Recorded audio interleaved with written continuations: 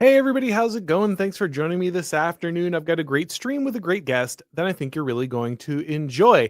Before we get started, I just want to remind you that in addition to supporting this show, if you subscribe to Blaze TV, you're getting great documentaries. There's great ones about the border, what's going on with the airlines, and very importantly, right now, they are running a documentary about what happened during the pandemic, talking about Anthony Fauci and his cover up. We're on episode 5 right now, revealing everything about the pandemic industrial complex. So if you want to catch up on the episodes and find out all the important truths that the Blaze TV crew has uncovered, then you need to go to faucicoverup.com/Auron and you can get $20 off your subscription. That's faucicoverup.com/Auron.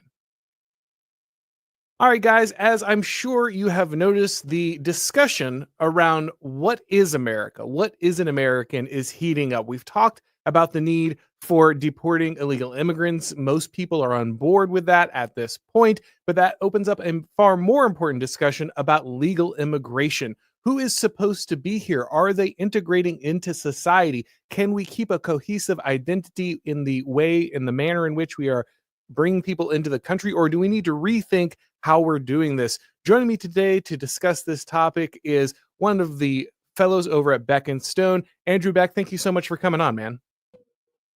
I'm happy to be here, Auron.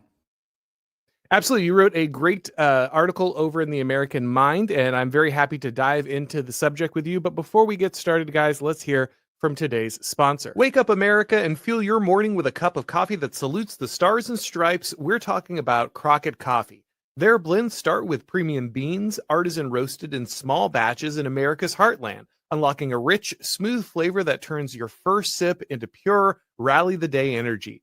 But here's the real kicker: 10% of every dollar goes straight to Tunnel to Towers, supporting our nation's heroes and their families. So when you brew Crockett, you're not just waking up, you're standing up for the people that have put it all on the line for our freedoms. I've tried a couple of their roast options, and now I'm drinking a cup every morning. So are you ready to join the coffee revolution? Head over to crockettcoffee.com. That's crockettcoffee.com. And make sure to use the promo code THEBLAZE for 15% off your order. That's promo code The Blaze for 15% off.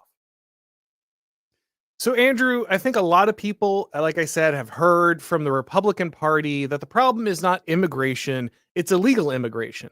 And as soon as we can just make everyone go through the process legally, then we've solved all of our problems. We don't have to worry about this anymore. And that's a very safe answer, right? Because it just turns the issue of who is an American into a process thing, right? It's paperwork Americans. That's really what matters. As long as you got the paperwork done, you filed it correctly, you've gone through the procedure. See, we're all about rules, we're all about law and order, and we don't have to discuss any of the more complex and perhaps thornier issues around cultural assimilation. You wrote a great piece about why current people entering into our country may not be assimilating in the same way as previous waves. And we'll get into the details, but could you give a 5,000-foot overview of kind of what you were talking about in this piece? Sure, yeah. The bottom line here is that if you're going to have this one people out of many, right? E pluribus unum. I think we have the pluribus down. I think everybody realizes that we have a whole bunch of people here. But what is the unum? What is the American people? And who should we be? How do you identify as an American? If you identify as something completely different than someone else, you're going to have a hard time being unified. If you don't have things like the same, I call it a shared moral grammar, but it basically means having some type of values that are shared with your neighbor and with people elsewhere, you're going to have a hard time conducting even a democratic government where everyone has a right to speak, where everyone has a right to vote and to participate, if we don't speak the same language. And this, of course, is now encompassing literally not speaking the same language, let alone not having the same values. You're going to have a hard time self-governing. The American system was made as a republic so that we could govern ourselves, so that the people could be empowered, so that we could rule and not be ruled over. But that requires us to be one. It requires us to have very similar priorities, and we can compete when it comes to local priorities versus national. And then, of course, at this point, it's even international priorities that we have to think of as this empire that we have become. But the bottom line is that the homeland needs to be secured in itself. We must have difficult conversations where we decide what is a citizen, what is required of you if you are to be a citizen, whether you're born here or whether you're going to come here. Now, if you say the only thing that is required to become a citizen is to go through the paperwork, is to produce for us economically in some way, that's not good enough. That's not what the founders intended. It's certainly not what Americans 100 years ago, which is partially why I bring up the example of Germans in Texas in my essay.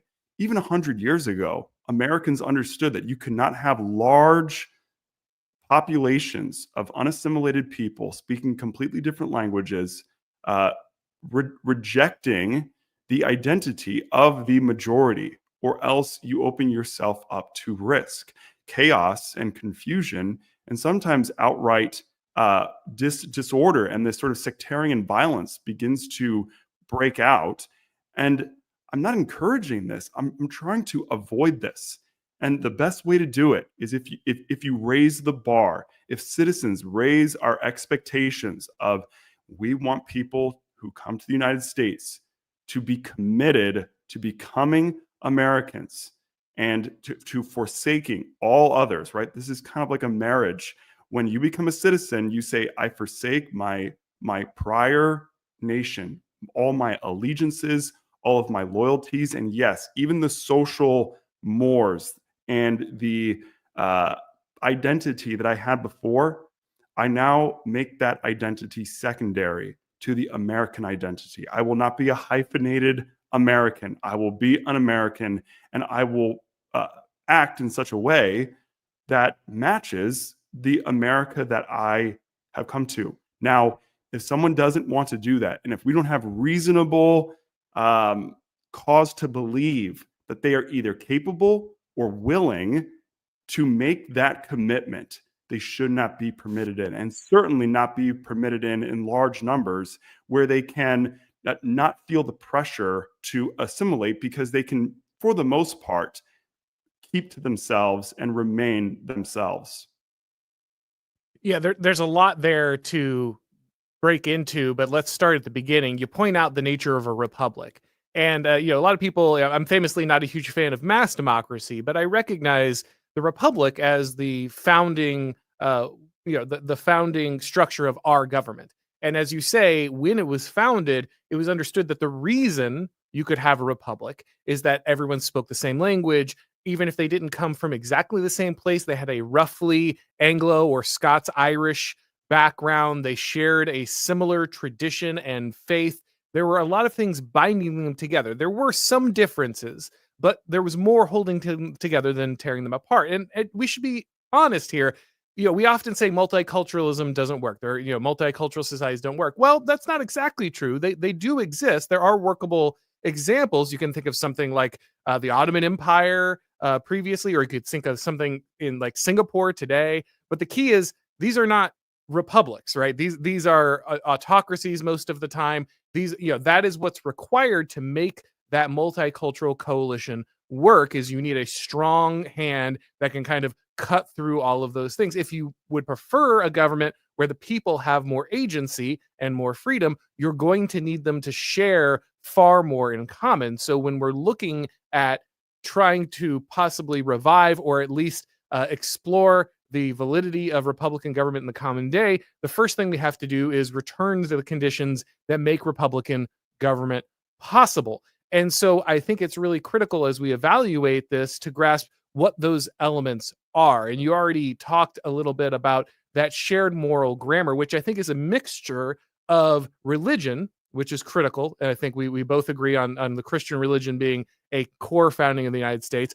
But also you need a shared tradition that, of course, incorporates that, but is also cultural, right? And so the core tradition, as I see it, and I think many others like Samuel Huntington have pointed out, is the Anglo-Protestant tradition, which doesn't mean that every person walking into America has to be Anglo or immediately becomes Protestant, though I highly recommend it. But if you are someone who is doing that, you must recognize that this is the majority culture, and if you are joining it, this is what you are aspiring to. As you point out, we have people with dual citizenship. We have people who basically just come here for the benefits and immediately go back to whatever country they came from to vacation. Yeah, they'll get refugee status from a place like Haiti and then go visit it for the summer. These are not people who are committing to becoming the closest thing they can to an Anglo-Protestant in the United States. No, you're absolutely right, and this is why some of these equivocations that people make between, well, people came from Europe before, or people did this and did that, or look at how well certain immigrant groups have assimilated. This to me proves the point rather than denies it.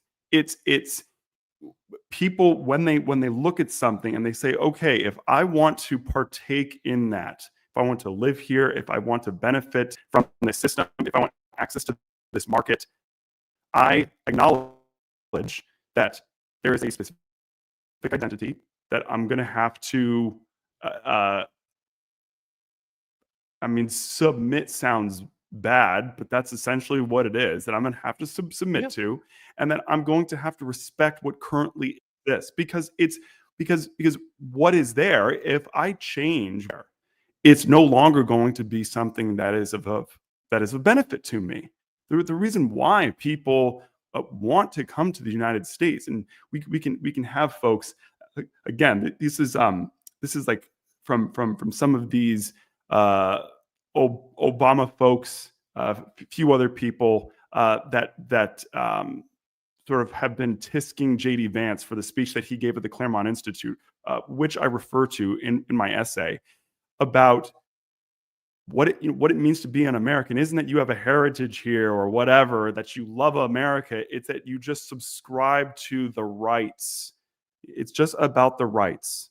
And acknowledging, notice how now in these people's vocabulary, they don't talk about the rights of a citizen. They don't talk about the rights of an American. They talk about human rights, which means the only condition that you have to be considered an American, even just to benefit from the American system, is to believe in this nebulous concept of human rights, which, by the way, is always changing.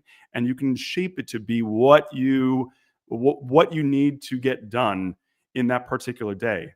Whereas the rights of an American, first of all, they come from the rights of an Englishman. And this has a long tradition going back for many generations. It's what the founders defined as our Bill of Rights. Comes from England, it comes from Rome, it comes from ancient Greece. It stretches back thousands of years. This is the Western tradition.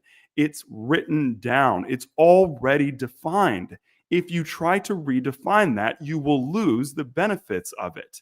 And this is where any successful immigrant group, and again, we can talk about them very specifically, but one that comes from a place that already is in that tradition, who already sees themselves, who already comprehends some of these concepts, like, okay, the right to private property. This is not a global right. This is not a human right. Not because on some level it isn't morally right or wrong. It's because the people don't see it as such. People believe in America they have a right to a firearm. They believe that they have a right to deadly weapons. Why? Is it because it's a human right? It's a human right. No, it's because it was defined by our forefathers, by the founders of this country for a specific purpose. And if you believe that you have that right, if it is written down and you say this is the law, and you are willing to hold that law, you have that right. And so this is where we need to be very careful about how we set these definitions. We're not talking in abstract terms. We're not talking in flexible terms. We're talking very specifically. Whoever comes to the United States and wants to be a citizen is not a global citizen. They should want to be an American citizen, an unhyphenated American citizen, and not receive human rights, but receive the rights that are reserved exclusively for American citizens. And then if they are willing to do that and they are acting in good faith and they are in small numbers that they can be easily integrated, God bless them. I welcome them here.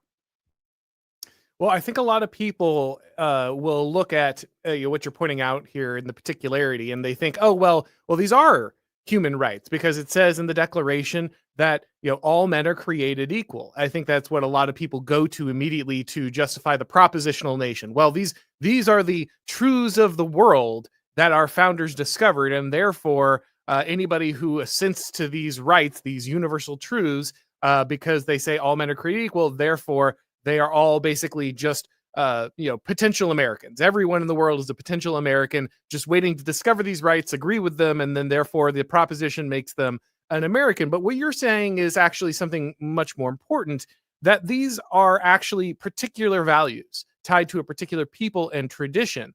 And yes, these truths were self-evident to the Americans because they were part of their tradition. The rights of an Englishman are not self-evident to an Indian. They are not self-evident to somebody in Russia. They are not self-evident to somebody in Zimbabwe. These things are not something that every culture celebrates or accepts or finds self-evident. The self-evidence, the reason that this was something that they could all adopt is they already had that moral hygiene you were talking about. They already had that combination of religion and tradition and heritage, and all these things come together. And while other people can learn this way of life over generations, the values themselves are not disembodied things. They are things attached to particular peoples and particular ways of being. And so you can't just step in and say, well, I'm from India, or I'm from Pakistan, or I'm from Japan, and I crossed into the magic soil of the United States,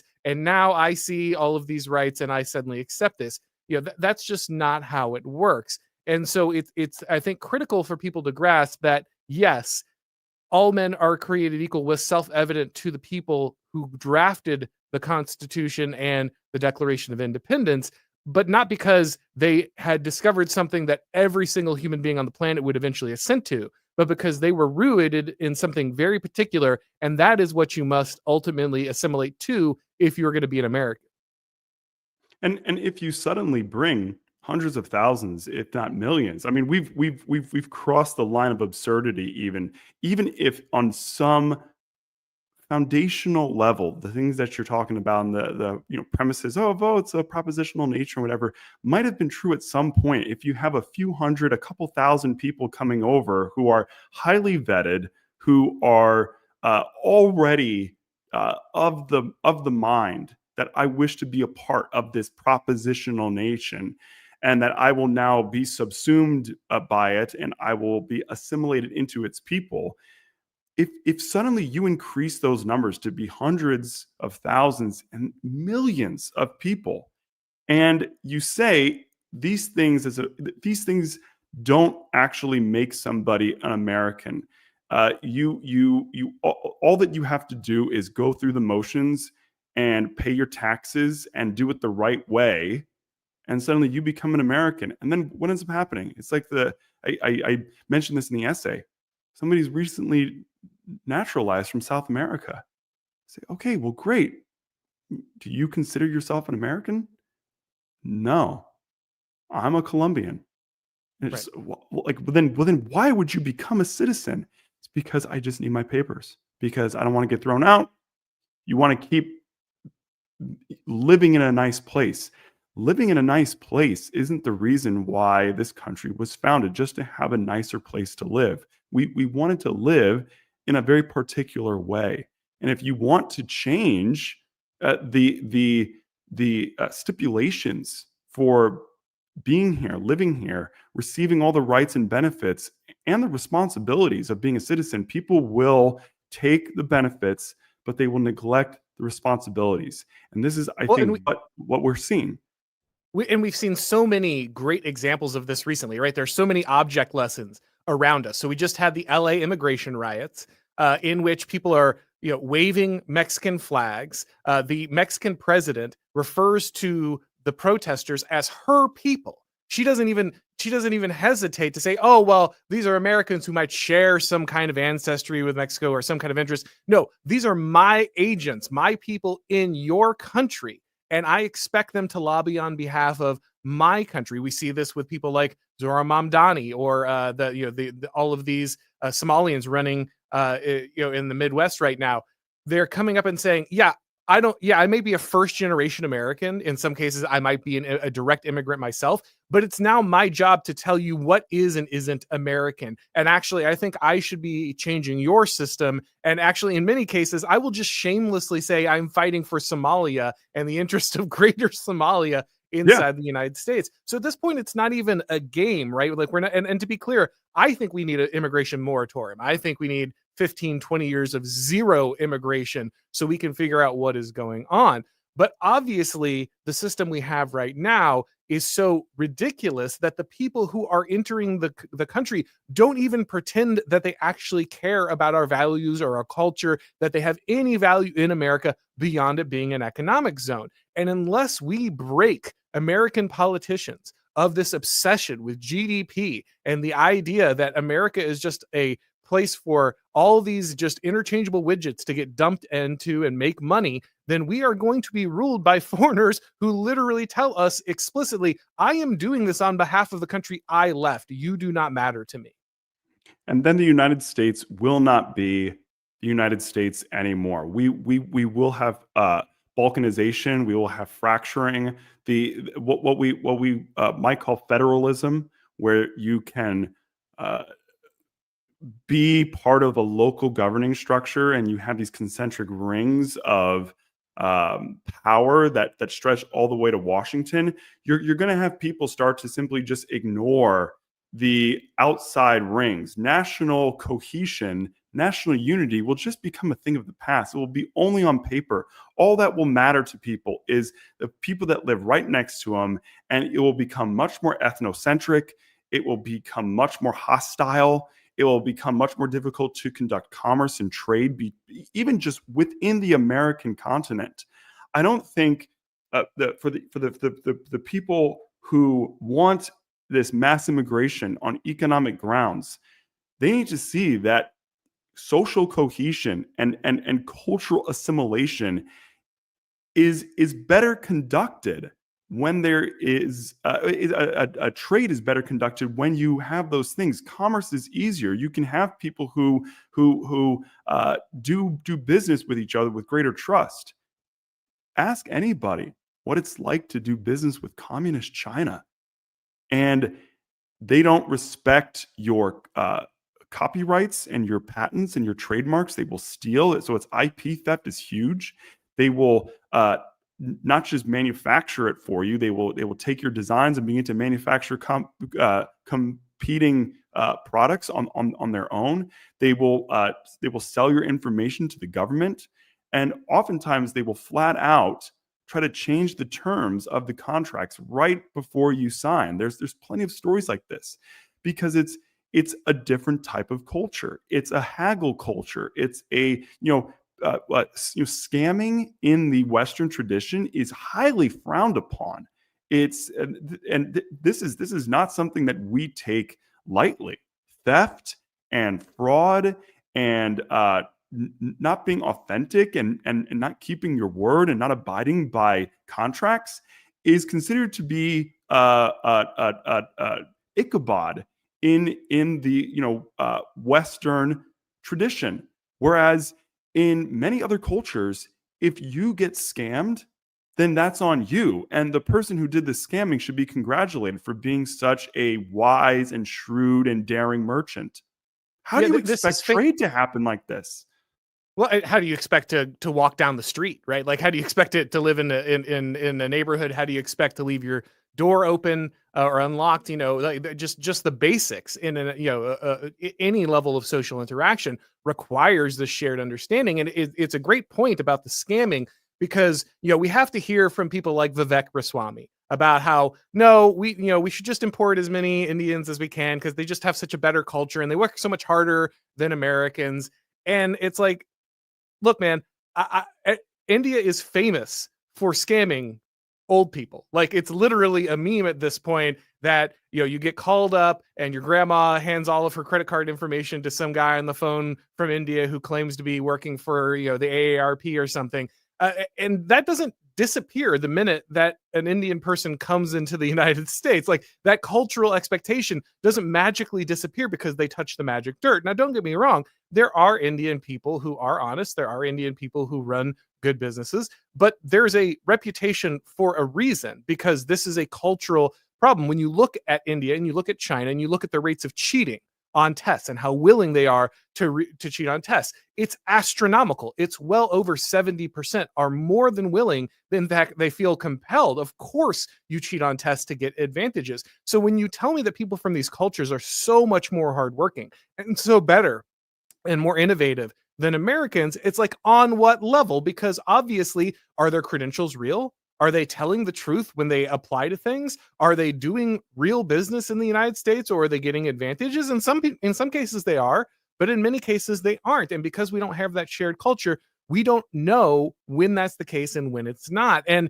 you in the piece actually highlight the kind of the difference between kind of the Indian diaspora, especially in Texas, and their building cloistered communities and having a statue, giant monkey statues of foreign gods in the public square, as opposed to, for instance, German immigration, and in some cases, coerced German integration into the United States when they were part of the immigrant culture coming in. And so I want to get to that story because I think it's really important. But before we do, let's hear from Bank on Yourself. Hey guys, let me ask you a question. Are you being lied to? I mean, they tell you to max out your 401k and IRA, and then they make you beg for permission to use your own money. It's time to get the truth and discover a better way to grow and protect your money. Bank on Yourself is the proven retirement plan alternative that banks and Wall Street desperately hope you never hear about. It gives you guaranteed, predictable growth and retirement income. With Bank on Yourself, your plan doesn't go backwards when the market tumbles. Your principal and growth are locked in. It gives you tax-free retirement income. You'll know your tax rate in retirement, which is 0 under the current law. It protects you from the incoming tax tsunami. It gives you peace of mind. You'll know the minimum guaranteed value of your retirement savings on the day you plan to tap into them, and at every point along the way. You can get a free report that reveals how you can bank on yourself and enjoy tax-free retirement income, guaranteed growth, and control of your money. Just go to bankonyourself.com/Auron and get your free report. That's bankonyourself.com/Auron. bankonyourself.com/Auron.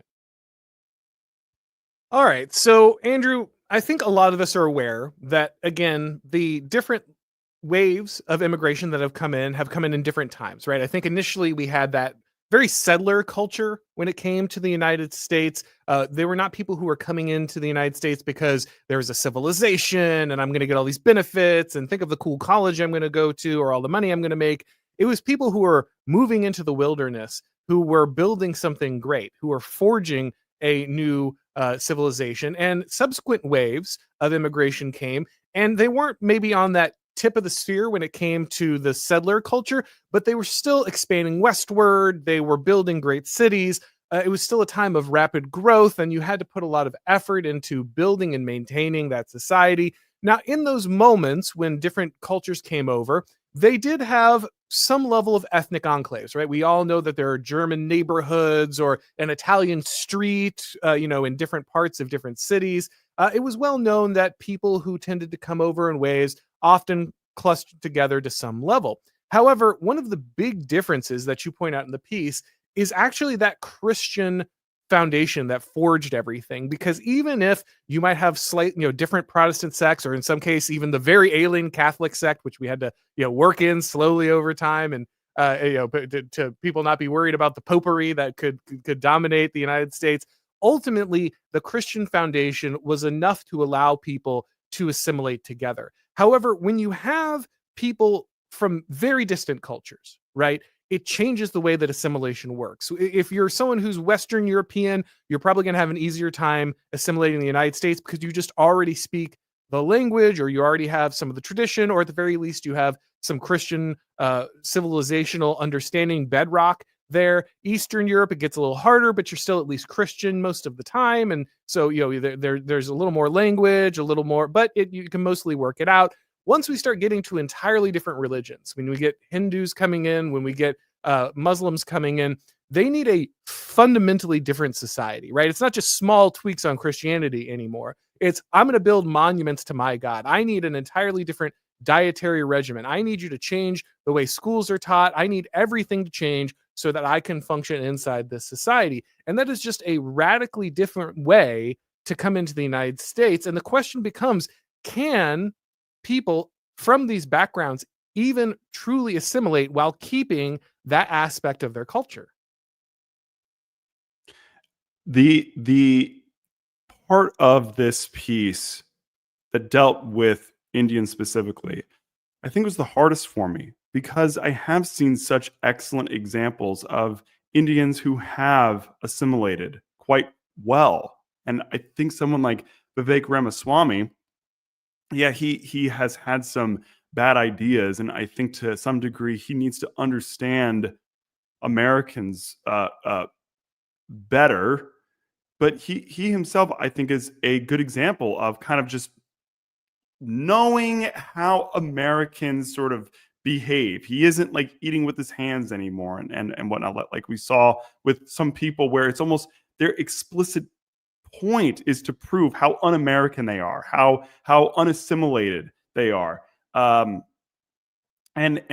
like this is different from somebody who is doing their best to try to understand the place that they have come to or that their parents have come to, or in some extreme cases their great grandparents have come to, and it's just taking them time to kind of grow into that. And I want to be sympathetic to those people, but if you bring people over in large numbers, they don't feel the pressure anymore. They don't feel that the push from others to blend in, to learn the language, to eat with a fork, to kind of pick up on the little cues that make somebody part of a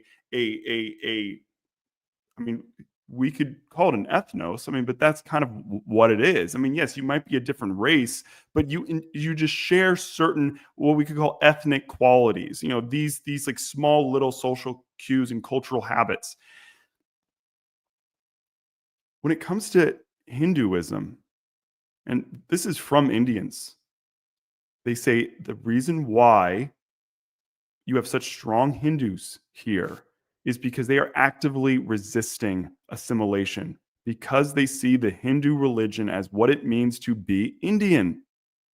And if you are a Christian, I mean, there's millions of Christians who are in India. That doesn't automatically make them, good potential Americans, but it makes them closer than those who are Hindu because they see Christianity as being better than what maybe they were inherited, what the majority opinion is of their native homeland. Therefore, if they come to the United States, there's just an easier, lower bar that they can reach because they're assenting. This is good. This is better. What I have here is better than what I have over there. And it's not purely material benefits.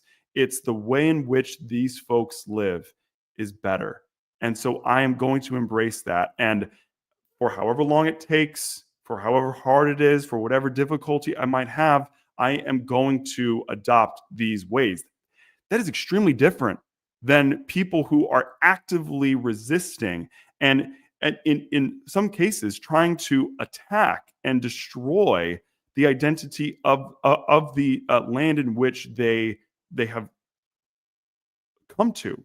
No European immigrant ever thought that we were going that like they were going to somehow change the United States. And then those who at least wanted to keep to themselves faced immense pressure to conform to the overall ethnos of American. So one of the stories you tell in the piece is about German Americans and their assimilation story, and in some cases, the fact that they had to be more coerced than some groups. A lot of people think, well, they're European, so obviously we just assimilated and it was fine. But that's not actually the case. I am actually in an area where there's a large German population. There's an Oktoberfest that still goes on, every year. That's quite well attended. But there were large swaths of America that were speaking German, that were maintaining, not just we still make the schnitzel or whatever, but we're talking deep German customs on a regular basis. Can you talk a little bit of that process and how in some cases they needed to be forced towards assimilation? Yeah, and look, this is not pleasant stories. Part of why I bring up this example is to demonstrate if you reach a level, I just in terms of raw numbers of people who feel no pressure, who uh, those around them place no expectations upon them to conform and to assimilate, it becomes much more difficult to have a society where you can live in peace one with another. You will start to have uh, flare ups. And of course, we always have folks who are talking about what should the government do? You're talking about the government. It's like, well, sometimes the government actually needs to step in, or that the government needs to foresee these dangers coming and say, we're going to take steps so that we don't have the type of like drama that comes from having all these kind of multicultural, multi-ethnic, I mean, just uh, a like zoo of all different people who now, if there's any type of interaction, they begin to fight. And this is what we were seeing in the early 20th century. Germans might have been able to live in a good majority of the 19th century, really like the late 19th century, is when they came to Texas and when they were able to build their own towns or be able to move into certain areas. And yes, they maintained their own customs. They spoke German to each other. They taught German in their schools. Children were not learning English. They had church services where it was spoken exclusively in German. And they were mostly also doing trade one with another, and they were marrying each other because, okay, well, that's who you're most comfortable with, people who are like you, especially along the lines of language. If you can't understand somebody, how can you live next to them? This is why I bring up the example of Babel in the piece, because language is a key unifier, and if you cannot communicate one with another, you are going to fight with each other first, and then you will eventually separate. In Texas, you had instances where the Ku Klux Klan was applying this type of pressure to the German population: speak in German, speak in English, or go home. And you would have brawls, sometimes murderous gunfights between Germans, German Americans, and like Ku Klux Klan members in Texas, because it was a source of you are un-American and you pose a risk because there is a foreign nation, a foreign superpower who we are not on good terms with. And if you feel a greater loyalty to that nation than to ours, you are a risk to us. You are a danger to us. And that line of reasoning is really what made the local Texas government, and I mean, this is really start to go all the way up to oftentimes on like a federal level when we look at what kind of went on in World War II, where you had the internment of Japanese Americans and German Americans, because Right. it's we cannot trust you because you have not assimilated. You are not one of us yet, and therefore we if we're going to conduct this grand war, this total war, we cannot have people who are within our midst who are going to potentially jeopardize our security. And so this was painful, I think, for the Germans. I myself, on my dad's side, am German, and we went from speaking nothing but German when it came to my great grandfather to not speaking a lick of it now. And we changed our names, as in my grandfather changed his name from Otto. His name was Otto Adolf Beck. He became Jim Beck. Because why? Because I'm an American. I'm going to choose to be an American. Some of my relatives, even some that were here, they moved out here in the 19th century uh, on the eve of the Franco-Prussian War and on the unification of Germany. They went back and they fought 2 straight world wars for Germany. And he's like, is that bad or is that good? No, I think that's good. I actually think that it's like, if you want to be a part, if you feel more kinship and if you feel more loyalty towards that foreign country, please go there.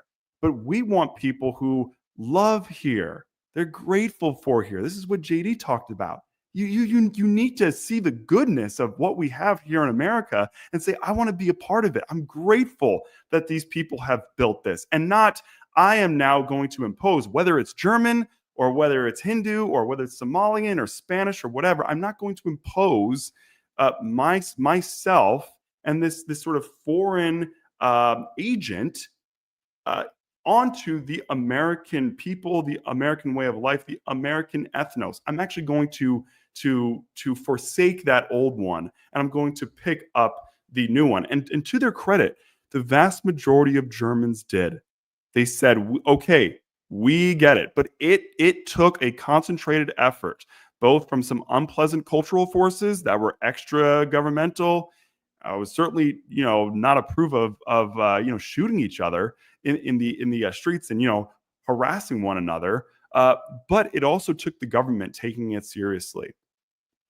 The example of German internment, I think, is a really good one, because most people today this is one of the problems of diversity, right? We've become so diverse that we have unified this idea of whiteness as, like the reification of identity of European descent. But of course, just 100 years ago, Germans were so foreign that they weren't part of that ethnos, right? That they weren't that they were foreign enough to be considered a threat that had to be localized and contained. Because if you're going to go to war with this country that they share some ancestry with, you need to be aware of the fact that they might, turn on you. People can have, different opinions on the necessity of that. The point is, that was the outlook, right? That's how people saw Germans at that time to some extent. And of course, a lot of people will bring up movies like Gangs of New York, right? Which of course is stylized and a little over the top, but it does hit at a core problem that, obviously large amounts of Irish immigration in some cases were sought as mercenary armies brought in to fight the South, right? And this, but Lincoln's importing these foreigners to come in and fight. That's one of the reasons that Irish immigration, along with its Catholicism, was considered to be so strange. Same with Italians, and so you have these many groups that have eventually been folded into the white race, as people will identify it, but who were seen as, not a different race, but very different cultures, so culturally distant that you might need to inter them should you run into some kind of conflict. And so, the idea that this was all just very easy, even when these cultures are closer together, right? If you look today, you would identify probably an Italian or a German as much, much closer to you culturally than, say, someone from Haiti or someone from Pakistan. But even those groups were still difficult, and it took many generations. And I think generations is the key that we're going to probably settle on here, right? If you and I wanted to move to Japan, we would not be Japanese. Even if we spoke the language, even if we picked up, Shintoism or whatever, we would not be Japanese. You would never be Japanese. Never be Japanese. And we would never expect to be Japanese. We wouldn't expect to change Japan, dictate them what Japan was. None of that would work. However, if we married, into a Japanese family, our children would still not be quite Japanese. But a couple generations down, they've only ever been in Japan. They're mostly ethnically Japanese. They have the language, everything else, the religion. Eventually, after many generations, our descendants would blend into the Japanese, but it would take many, many generations, right? And there would still be a stigma of adaptation at every one of those generations. And that's how pretty much every other culture sees themselves, right? It's not that, there has usually been some level of assimilation that has been available in most cultures throughout history, but it always involved a deep amount of generational adaptation. And the American experience has been a little different because we've had so many larger waves come in. But even those waves have not been as significant as the ones we are facing. And that's why volume, as you talked about, is a critical aspect. A unified and kind of the proximity of your culture to the one you are assimilating to. Perhaps a German culture, while a little alien, is far less alien than a Pakistani culture, right? These factors all matter when you're working through how assimilation works. And we should, as Americans, have a level of control over our own identity and enough say as people who are supposed to be self-governing to decide we would like groups that are more culturally similar to come in, if anyone's going to come in at all. And everyone, not having people come in at all is an option. But if we are going to have immigration, we should be able to be extremely selective about who and from where. And we should be able to do that without shame. We should be able to do that without any kind of stigma, because this is our home.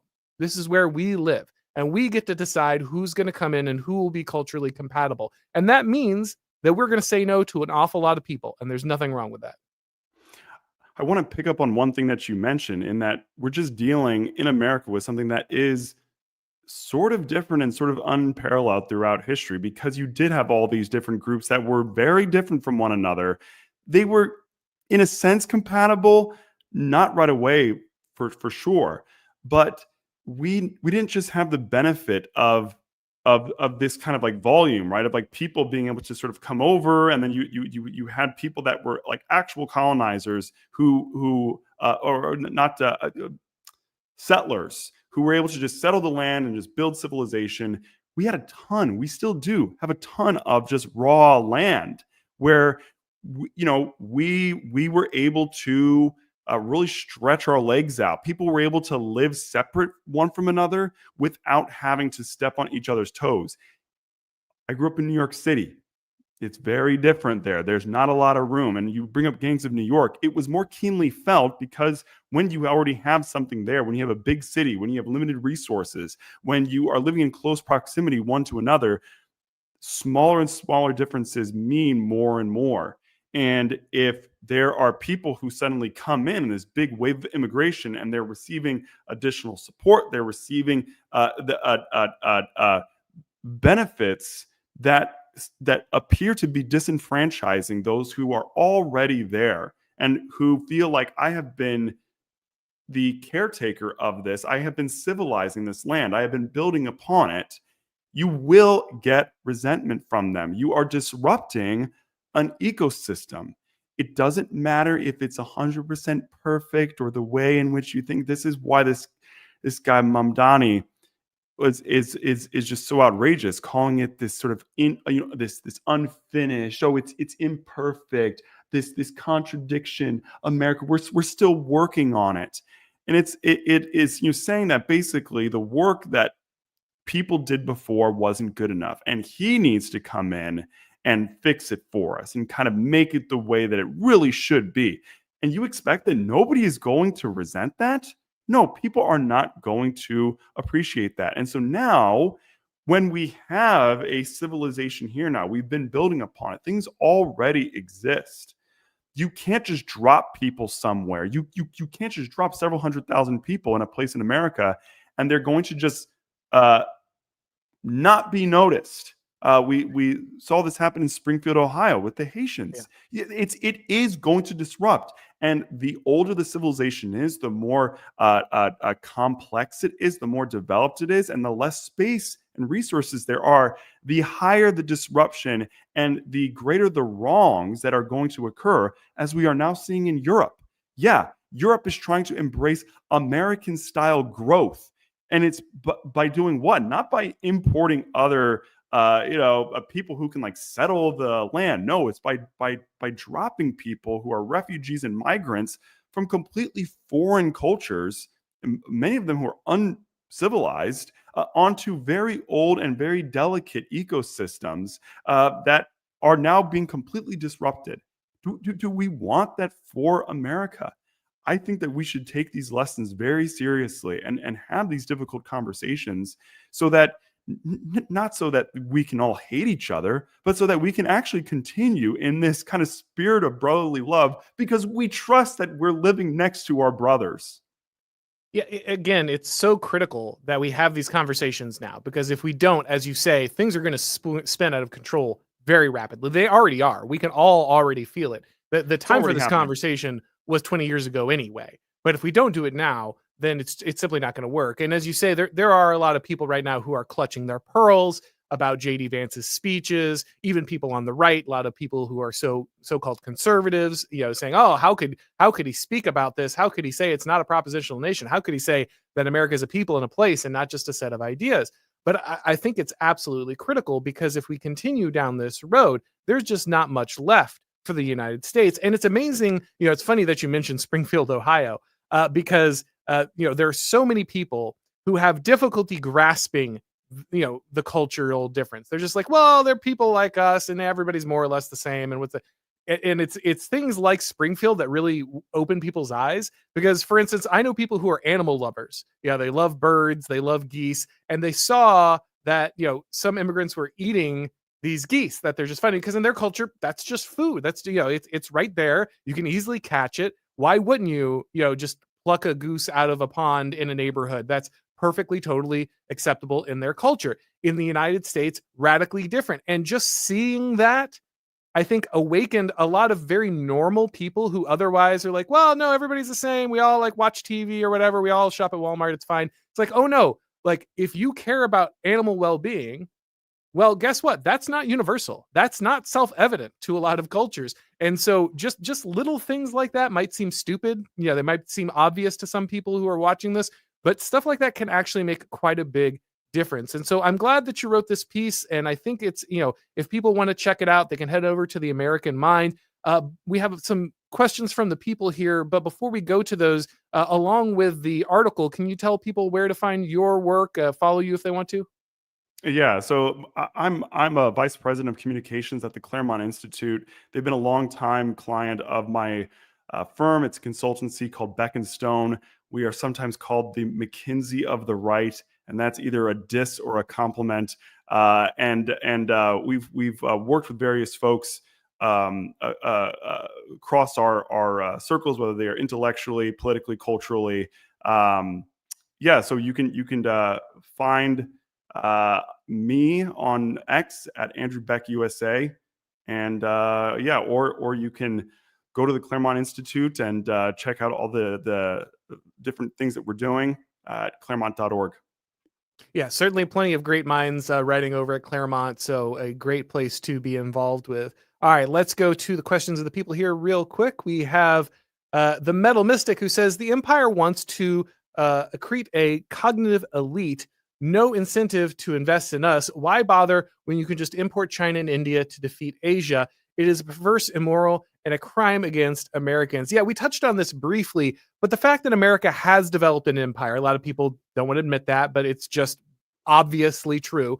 The fact that Just a we have fact. developed, yeah, and the fact that we've developed this imperial, kind of mindset without actually formally acknowledging it means that, as our commenter here is pointing out, our elites get to go around and cultivate an elite. They get to take in workers and minds from different places and say, oh, well, ultimately, it doesn't matter if it's Americans who are taking this job or this position or accruing this power, because everybody's an American. Anybody who's in any part of the empire can come here and they can be an American. And therefore, we don't need to put actual, heritage Americans born in the United States who have traditions, who have ties to this land.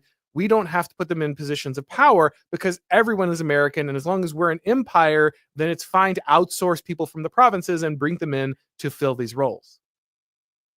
Yeah, and look, we need to learn from the examples of other great empires, whether that was Britain or whether that was Rome, and that's kind of our progression here. In Mhm. that you need a homeland, you need the imperial city, you need somewhere where the folks who are responsible for the management of this large empire can feel enfranchised, can feel secure, can actually feel the material benefits of the empire.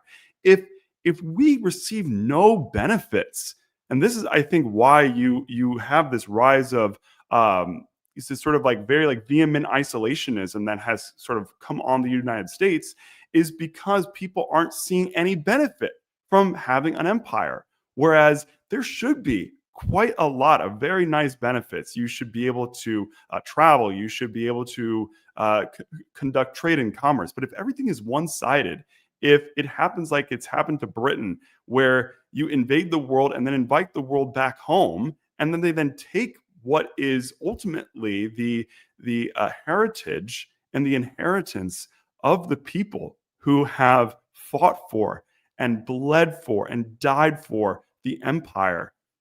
Why should they continue to do it? Yeah. And I think that's exactly how a lot of people are feeling about the United States and its overseas involvements right now. Philosophical Thirstworm says the catalyst for German assimilation was World War One. Sounds like World War III will need to be in Indiana or a number of other states to get any assimilation going. What do you think of the possibility of conflict as an assimilating factor? I think that was probably true many years ago, but at this point, the American military force is so isolated and professional. We don't really have this idea of a mass levy, which, in many cases is great. I don't think a lot of people want to get drafted, especially for the wars we're fighting now. But it also means that you never have this one unifying experience that I think kind of used to bring people very quickly into the fold. Okay, well, I Yes. don't know if I got along with my Irish neighbor, but when we're both in a foxhole and we're both killing the same guy and we're both defending the same land, you know what? We're going to work it out because ultimately we have entered in the same side. And that's just not a dynamic that we see anymore. Yeah, this is very difficult, and this is part of why I am trying to have these conversations, because you don't want to have the cataclysmic event. No, you don't want the small tragic events like, gangs of white hooded guys running around, shooting people for speaking German or whatever, But you also don't want to um, be forced to go to extreme lengths. You don't want to have these global wars and conflicts. You would much rather have people see small things, like you were talking about, Auron. Wait a minute, they don't like respect public property. This is like a huge thing actually right now, where there is no perception of public beauty and beautification and public property, and like this is something for everybody, and so I shouldn't treat it like my own. It's no, it becomes something that they just see and that they just take. But it also goes down to things like the treatment of women, where the Western man, and it is mainly through the Christian religion and these sort of social mores. There is an inherent respect for women, specifically the bodies of women. You don't just get access to anyone just because you are a man. They aren't property. They also don't rule over us, but they're also not our property. And this is simply just not held by the vast majority of the rest of the world. And so these small tragedies that we're starting to see, just the number of rapes in Sweden, for instance, or the harassment that we see in Germany, or the grooming gangs in England. If we don't want to see this stuff happen in the United States, which again, these are relatively smaller tragedies when we are looking at it relative to a global conflict, we need to take them seriously. You need to take the small fire seriously so that it doesn't blow up into these larger civilizational conflagrations where you stand to lose. And that is my fear. If we are, say, in order for us to be truly unified, we need to pick an enemy, and that enemy is going to be Russia, it's going to be China, it's going to or a combination of them. We are not a united nation that is prepared to fight in the same way that perhaps they are. And China, I think, is a bit of a paper tiger, but Russia is not. I think Russia is proving that they are willing to fight, and they are willing to die, and they have this multi-ethnic, multi-religious professional army, yes, and they also have a ton of militia that they can pull from, who will fight to the death for Russia. I'm not sure if we have that here in the United States, unless somebody actually invaded, and even then, we have instances where now in Germany or in many places in Europe, people are asked, "Would you stand and fight for your country, even if it was invaded?" It's in the single digits. People saying, "No, I wouldn't. I would actually rather be conquered, or I would rather leave." So Yeah. again, I would much rather take the examples from Europe and say, let's avoid this and let's gain our strength. Let's unify. And part of that means accepting and being able to be specific about who is part of that union and who is not. Yeah, I think if you were to attempt to call upon the Somalian and Haitian boroughs of the United States because China is about to go to war with us, I think the response would probably be suboptimal. In many cases, it would not create the binding coalition you're talking about. And so it's very important for us to get a handle on that now because, I don't think, honestly, that Russia or China are a serious military threat at the moment. But, America is not going to be on top forever. It's not going to be unchallenged forever. And if you just sit around waiting for your society to fracture while your enemies grow in strength, then it's only a matter of time before that stress test is placed on your society and many pieces come apart. The tiny stupid demon says, but my female lib friend tried to assure me that if the immigrants would just attend a series of TED Talks on making good life decisions, then everything would be fine. The rest of the conversation went poorly. Yeah, yet again, we see this assumption, this is just the classic lib, like, just be a heckin' good person. Of course, everybody knows what we are and who we are and how we should treat each other. And that's just not true at all. As you rightly pointed out, it's not just the treatment of women in, for instance, a Muslim society. It's the fact that, for instance, Pakistani rape gangs don't see British women as people. They are other. They are outside, right? They might owe something to Pakistani women as Pakistanis, but they owe nothing to British women because they are not inside, right? They are outside the culture. And so that's one of the things that you have to grasp, ultimately, this idea that every other country is just going to understand this kind of cross-cultural universal value, it simply doesn't exist. And if we continue to delude ourselves about that, we're going to destroy our country. We've already been in the process because of that delusion. Yeah, and this is where like religion matters, because religion is deep. When you have religious values, you don't need top-down enforcement. You have bottom-up conformity. You don't have to tell somebody like, hey, if you like touch that woman inappropriately, you're going to go to jail. You have it in your religious code, do not touch women inappropriately or you're going to go to hell. And that's a much better way. And also, very importantly, you have a bunch of men around you who all have that expectation and will beat the living crap out of you if you transgress it, right? It's huge. That's one of our problems. One of our hyper diverse racialized societies with all this tension means we can't have the basic cultural norms enforced by average people because we lose that willingness to turn to our neighbor and say, no, you don't do that. And I don't need the police to come and force you to stop, because all of us are going to stop you immediately if you take action. But when you have this Daniel Penny type scenario where stepping in could make you the most racist, evil person in the world, well, then you lose that natural social cohesion that keeps the state from having to be the final arbiter in every interaction.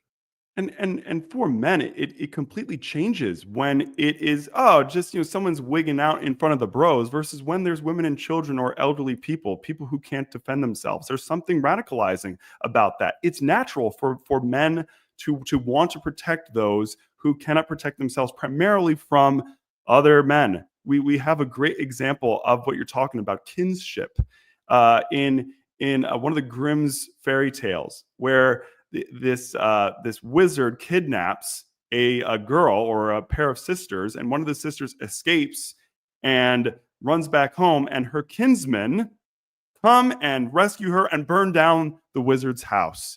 And it's that should be something like people should feel like I am surrounded by men who will protect me and who will respect me.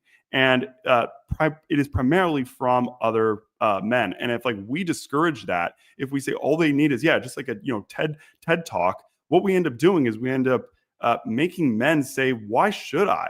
Why should I stick up for somebody who is helpless? Why should I stick up for somebody who I feel absolutely no bond to? Right. Fiad, I'm not sure how to say that. Sininja says how. I'm sorry. Oh, Sininga. Yeah. Okay. How important? I think it's got something to do with Latin. I think that was explained to me at one point, but I've forgotten the correct pronunciation. How important is blood connection to the history of the U.S.? It doesn't make someone automatically more patriotic, but if you haven't been brainwashed, it's obvious your view of the country is different. Yeah. So this is always a tricky conversation, but it's one we're going to have, and it's very important. So For instance, a lot of people will point out correctly that there are plenty of white Americans whose family have been here for several generations, who are just like rabid leftist socialists, as compared to like a very conservative Nigerian who comes in the United States, and it's a fair point. There are other people who will say no, the heritage matters, and you actually do. Yes, you can be like this terrible white liberal, but there is something to the fact that your family has been in the United States for many generations, which makes the adoption of American culture, American values far easier and far more natural. And I think the key is really understanding. A lot of people, the thing about the word blood is it starts gathering this like, Nazi propaganda understanding, this hypergenetic, hyper scientific understanding of identity or race or ethnos. And the thing I want people to remember is that previously, you can just look at a guy like Oswald Spengler, who's by no means some like bleeding heart liberal, but he actually decried the scientific application to race. He did not like the idea of turning that into a scientific understanding. He said that this is something that is far more metaphysical, something that is far more mystical. Heritage is a critical part of it, but it's far from the only part of it. Religion, values, tradition, all of these shared experiences, this is what matters. And this is where I think the generational understanding is key. It's not that blood or heritage does not matter. Sorry, it is a part of this, but it is not the only part of this. And again, most cultures had some way in which people outside could eventually become part of the tribe, but it took many, many generations and an extreme willingness, as Andrew's pointed out many times, to adopt the culture and ways of being of the people. Again, what people want is like a bullet point. Okay, you met this checkpoint and this checkpoint and this checkpoint, and now you're either American or you're not. But the truth is, this is a far murkier thing than we'd like to maybe acknowledge in our very modern scientific categorizing mind. It's really important to allow yourself to have, I think, a little bit of more traditional flexibility with these categories rather than trying to like one drop rule people into one category or the other. Yeah. There's a speech that I gave in El Salvador in like 2023 or something, and it was called Man and Myth, and it was on the topic of the brand of the state, right? Like how should the state brand itself? And I pushed back on this idea that like what Lincoln said is that, well, if there's a government for the people, of the people, by the people, it should then look exactly like the people. And it's not quite, right. The government should be holding up the national identity should be holding up the ideal, not the exact. And sometimes the ideal is this, and it usually is this mythical father figure, the pater patriae.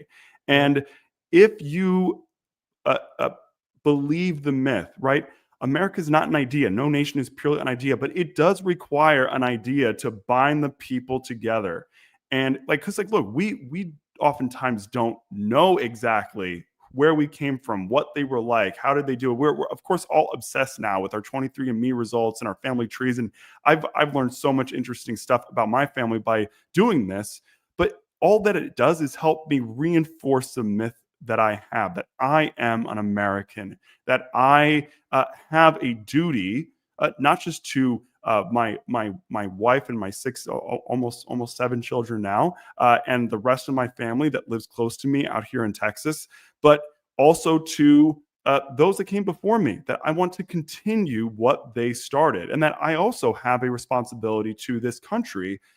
Where we came, my mom's family very early as settlers, my dad's family very later as immigrants. I have a responsibility then to this country. That isn't something that comes just by, it's just like in you somehow. And it's like, oh, okay, well, like blood, that's what makes me more patriotic.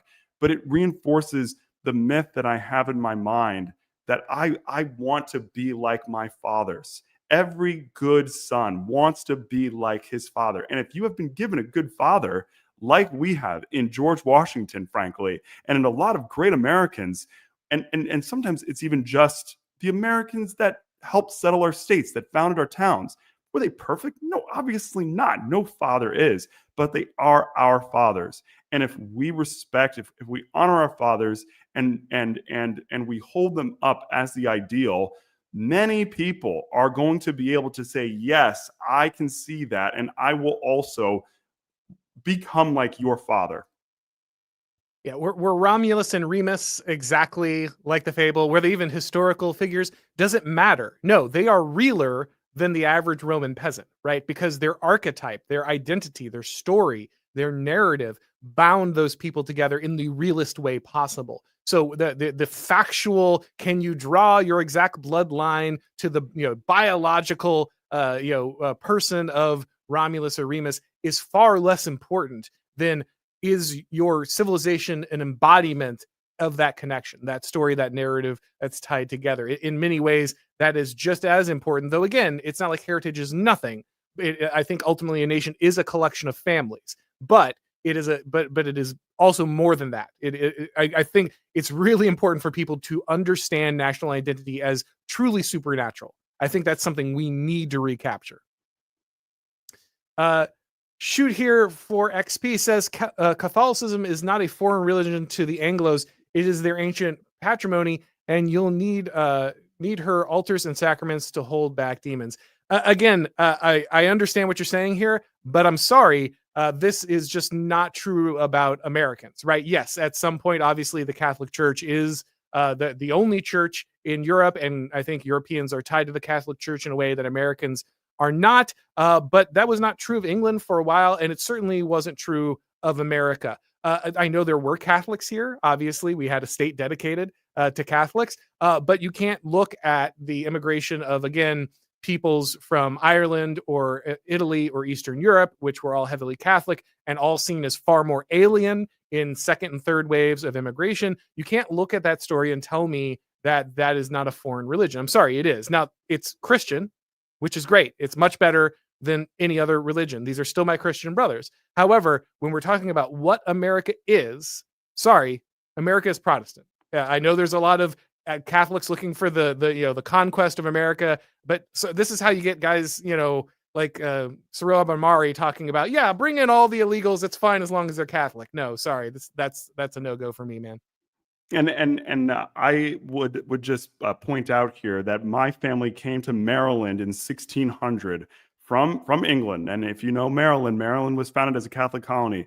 My family went there, and soon after we engaged in the one religious war that happened in the United States, or this is pre-colonial America, where the Catholics were defeated, and Maryland didn't want to accept, they didn't want to ratify the Constitution because they were like, the Catholics are going to now get religious freedom and they're going to just go back to Rome. They're not going to want to be part of the United States. And there is always this feeling, and this is partially inherited from England, that that Catholicism is a continental religion, that it is something from the old world. And we have something here now that is distinct and that is different, whether it's the Sceptered Isles, which I do agree that, at this point, many Britons would be better off returning to Roman Catholicism because Anglicanism is in complete shambles. And so but then yes, us in America have something that is different and that is distinct. This is why I actually tell people that, like, I don't want us to be a very like hyper specific creedal Christian nation where you have this like, we know exactly the type, because that's never how we've been. We have this American Christianity, which is a civil religion. It's the one that we all kind of generally agree with on some basic tenets, and can agree to live in peace and sort of work towards these like civic goals and these like national goals with each other, even though we dissent and we disagree with each other on these very like small matters. Roman Catholicism just simply doesn't afford you that, to some degree, but like, this is where it works better in much smaller settings. It works better in more homogenous settings. It works better in much older civilized environments, which is why I think, yeah, Europe full steam ahead with Roman Catholicism, God bless them, but I think that the United States needs to remember its true heritage, which is this more pan-Christian, but very specifically pan-Protestant country. Yep. Philosophical Thirst Room says Ottomans were ruled by Armenian and Greek viziers, sultans, because they thought the importation of foreign elites was critical to imperial maintenance. Again, we can see very similarly in the Roman Empire the deployment of Greeks in critical roles on a regular basis, right? And so again, there are multi-ethnic empires in which different peoples play different roles. That's a viable structure, but is that the structure we want? Do you guys, do we want an emperor who is going to handle the different factions and keep them separate and allow them to have their own like millet system like the Ottomans? That's a model, right? That is a successful model, but we have to decide if that's what we want to see. And I think for most people, the answer is no, especially because the classic formation of the American government is a republic. Now, I think I've given a number of speeches. I've written on, what a republic is and why we can't maintain one at the moment. And I think we would need vast changes to return to Republican government in the United States. But I think the one thing that most people are probably not looking for is that multi-ethnic, hard division under a very high authority type structure. But who knows? We might end up there at the end of the day. But I don't think that's the optimal thing that most people are looking for. Yeah, And then just really quick here. There's an essay that I wrote in a place called Law and Liberty called American Aristocracy that touches on the nature of aristocracy and how America, it doesn't have a distinct aristocracy, but has had, maybe still does to a degree, have this element of the landed gentry from Britain, which was really came from the Roman model of these boni or good men who were able to maintain the republic because they represented these more local constituencies. They were men of means, they were men of honor, often men of military renown, who then represented the people of the provinces in Rome. Rome began to collapse. Rome began to erode when you no longer had this strong core of leaders who were invested in the homeland, who were purely interested in the maintenance of the empire. That's not good enough. I think if we want to have a republic, and just like Benjamin Franklin said, it's a republic if we can keep it. And many of us want to keep this home of ours as a republic, then we're going to have to look into these factors more and say we are actually going to encourage men to take responsibility for this homeland. Yeah, republics are always built on outsource it. Yeah. Right. Republics are always built on the virtue of their citizens. This is always what Aristotle says. This is what Machiavelli says. This is what John Adams says. This is a core part of the Republican tradition. And if you're not cultivating local leadership and aristocracy in the true sense, the gentleman, as it were, then you will not have a republic. It's simply impossible to function that way. Friendly says, there is an intangible American spirit that can be sensed by all who have it. This is the kind of that Sam meant when he said, I love that from Sam Hyde. We all know what American is, right? I almost included that quote in the essay, but I was like, Yeah. But it's perfect, and it cuts to the core. Everybody knows what American is. We all do. When we look at someone, we know whether they're American or not, right? We can't always explain it. We can't always nail down every aspect of it. And that's why I'm saying we need a more spiritual, a more metaphysical understanding of national identity again, rather than just being like, well, it's X number of things in your gene, your genetic test, or it's X number of things that you ascribe to in some abstract principle. No, or just some papers that you filled out. Yeah. Right. Yeah, this is a nexus. Identity is a nexus of factors. It's a nesting doll. It's a stack. It's not just this. Well, here are 3 quick cheats to figure out if you're an American or not. That's not how it works. And I'm sorry. I know we live in a highly rationalistic, scientific society that wants everything to fit neatly into boxes and categories. But this is just not going to work if you actually want to solve this problem. Amen. And Caleb says orthodoxy was the Western Rite in the. I'm not sure how to say diocese. Oh, okay. And some abbreviation I don't know. This is close directly tied to Anglican liturgy. Again, that might be true. Sorry, I just don't have enough background, obviously, to immediately confirm that. But thank you for letting us know. All right, guys, we're going to go ahead and wrap this up. Of course, you should go read the original piece over at the American Mind and check out Mr. Beck's great work. And of course, if it's your first time on this channel, you need to go ahead and subscribe on YouTube, click the bell, notifications, all that stuff, so you know when we're going live. If you want to get these broadcasts as podcasts, you need to subscribe to the Auron MacIntyre Show on your favorite podcast platform. Thank you, everybody, for watching. And as always, we'll talk to you next time.